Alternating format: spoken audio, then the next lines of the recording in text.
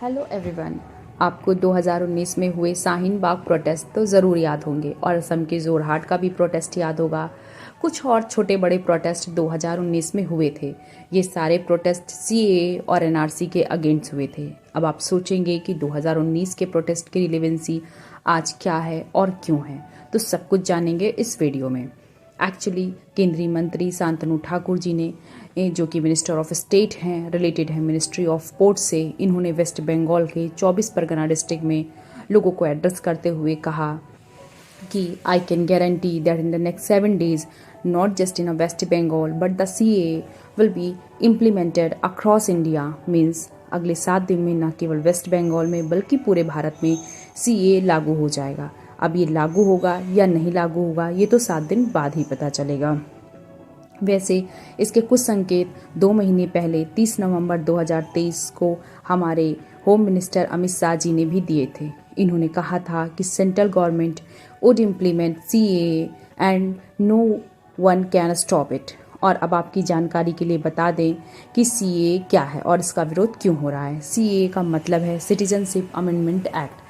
इस एक्ट के अनुसार जो नॉन मुस्लिम बांग्लादेश, पाकिस्तान और अफगानिस्तान से आए हैं 31 दिसंबर 2014 से पहले, उन्हें इंडियन नेशनैलिटी दी जाएगी। ये परसिक्यूटेड नॉन मुस्लिम हैं। नॉन मुस्लिम में हिंदू, सिख, जैन, बुद्धिस्ट, पारसी और क्रिश्चियंस शामिल हैं।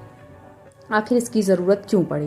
एक्चुअली जब हमारे देश का बंटवारा हुआ तो बंटवारा इसीलिए हुआ क्योंकि मुस्लिम अपना अलग राष्ट्र चाहते थे और भारत से अलग होकर एक अलग मुस्लिम राष्ट्र पाकिस्तान बना। और बंटवारे के समय पाकिस्तान में नॉन मुस्लिम की जो पॉपुलेशन थी वो 20% थी, जो अब घटकर 2% से भी कम रह गई है। इसलिए नॉन मुस्लिम को नेशनैलिटी देना कितनी नेसेसरी है ये आप समझ ही गए होंगे।